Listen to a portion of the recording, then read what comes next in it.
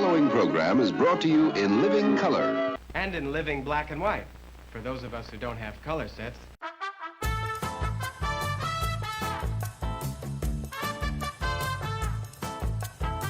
The reason I've been waiting so long for this is I had started playing in the band in school, was playing with the high school pep band, and my very first band director, Tom Fortenberry, Godspeed, he passed away a few years back. He adored Herb Alpert music, and so our pep band, when there were timeouts in the basketball games, or if it was halftime, we weren't playing the school fight song, we were playing Spanish Flea, we were playing Green Peppers, we were playing A Taste of Honey, so I just wanted to thank you for being such a big part of my musical education and my musical life.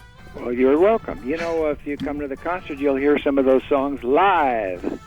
That's what we play. I do a Tijuana Brass medley that encompasses most of those songs you mentioned, and I have a good time doing that. We have a great band. We've been doing it for last 14 years. Aside from the 2 years that we were, on a hiatus, which was a very interesting time for me because I started thinking about all the trumpet teachers that I had through the years and kind of rebooting what they were telling me. And a lot of the things surfaced up, and actually it's easier for me to play now at my age than it was 20 years ago.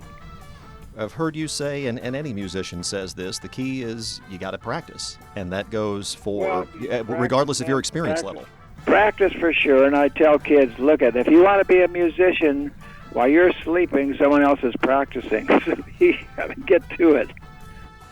Well, that's the thing about you is you've never stopped making music ever since you started, and you could have stopped a long time ago because of the wealth of stuff that you and Herb Alpert and Tijuana Brass gave us in the 1960s through the 1970s. Of course, you had hits, and I've got to talk about Diamonds and working with Janet Jackson and Jimmy Jam and Terry Lewis eventually, but I mean, you could have rested on your laurels, so to speak, a long time ago if you had wanted to, and you just you didn't want to do that though.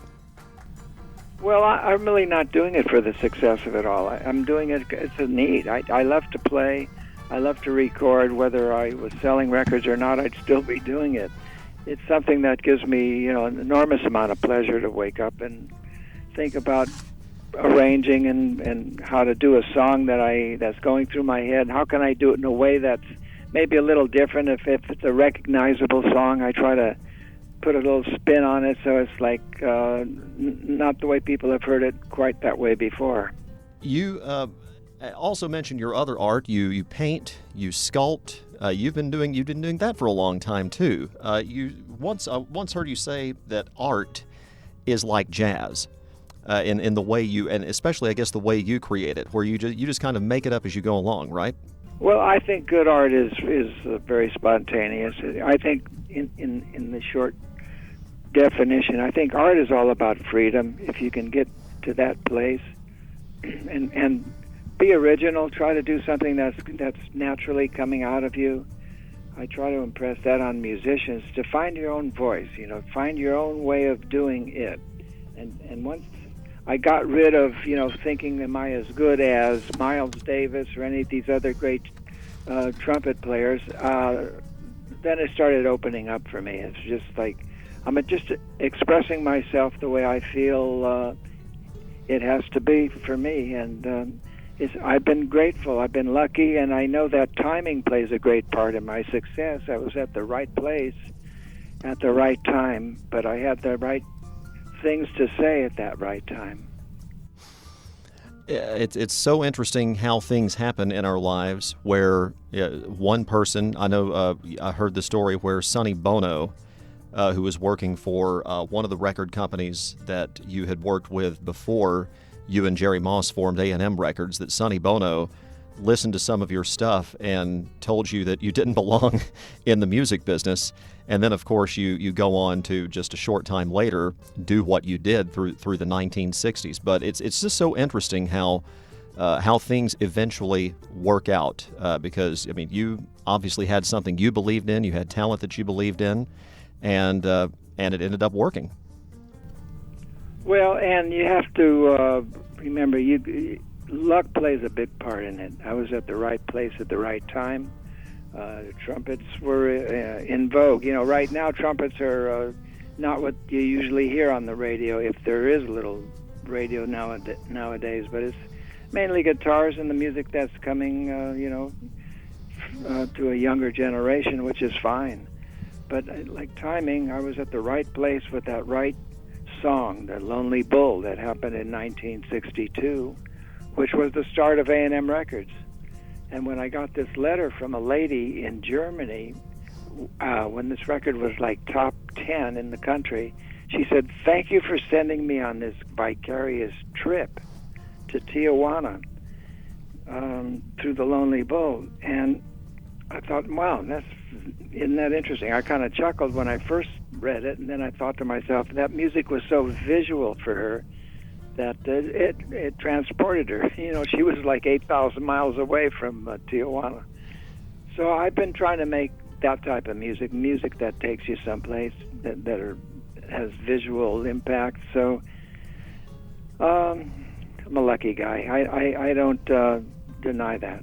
Well, don't sell the trumpet short on this generation just yet, because, it may not be necessarily all over popular music, whatever one calls popular music, but I've got a daughter who is a jazz studies major in college. She's a trombonist, but there are plenty of young trumpet players around her. We just had Drum Corps International, DCI, the Marching Music World Championships, Drum and Bugle Corps, lots of great trumpets there. Marching band season's coming up here for Indiana high schools. So there are a lot of young trumpeters out there. Oh, well, I might be a little quick with that statement, because let me tell you what happened.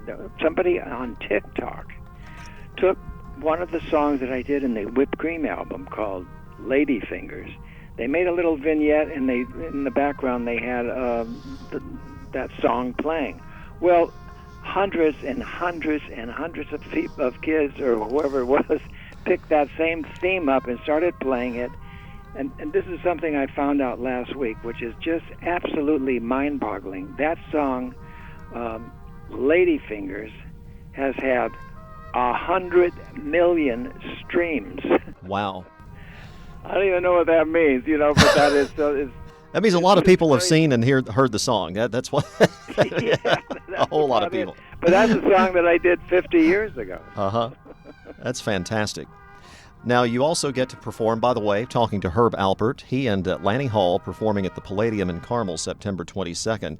You've performed with your wife for quite some time now. Oh, yeah. Well, I produced my wife. She was the lead singer with Brazil 66. Yes, Sergio Mendes. I auditioned them in 1966, and we signed Sergio Mendes and Brazil 66 to A&M. So, no, we're not new to her recording, because I've been with her, well, we've been married for 49 years now, so it's been a great run. When I was 15, 16 years old, this album came out, and I didn't know about the album at first. All I heard was the song Diamonds, and I thought it was a Janet Jackson song, and because Janet Jackson sings on it. And lo and behold, I heard the DJ on the radio one day say something about Herb Alpert, and I was like, you got to be kidding. And then I went back and heard it again, heard the trumpet, and I was like, well, of course that's Herb Alpert. But that was such a great album, and I know that was my musical era, and I'm a Jimmy Jam and Terry Lewis dork anyway, and love all of their stuff from that era. Janet Jackson had just had the Control album before that, I believe, and it was just a great record all the way around. Well, it is, and really thanks to Jimmy Jam and Terry Lewis. They're really brilliant producers, and they had that studio in Minneapolis. I was there, and the first thing they said when I walked into the studio, he said, "You want to go have some chicken?" Fried chicken. But lovely guys, and they're very spontaneous, and that song, thanks to Janet Jackson, became #1. And I give all the credit to Jimmy Jam and Terry, because they have a feeling. They just have their finger on how to record and what people might like. And I was lucky enough to be in their slipstream there.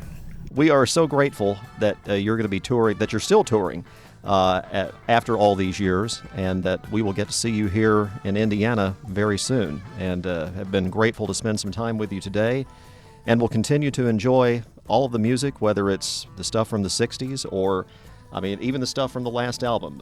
Last track of Catch the Wind, I believe your most recent album, is Smile, which is one of the best songs ever written, one of my favorites, and your cover of Smile, Charlie Chaplin's Smile, still brings tears every time I play it. And so it's going to be a pleasure to see you play whatever it is you and Lanny decide to play on the stage at the Palladium here soon. Yeah, I probably will play Smile. I love the song, too, and there's a wonderful video that I did with Smile. Yes. If you want to see it, just herbalpert.com, Smile. And you'll be there. But we're looking forward to it. I'm looking forward to just doing concerts. You know, it was tough being just kind of in my studio practicing and painting and sculpting. And that's a nice thing for me to do because I'm an introvert, so it's not that hard for me to be alone. But I love getting out there and playing concerts with this group that we have, this great band behind us, and I look forward to it. And thanks, Ray. It's been nice speaking with you, and you have a wonderful voice for radio. I can wish I... Well, thank you very much, Mr. Alpert. Herb Alpert, Lanny Hall at the Palladium in Carmel on September 22nd. Go see them.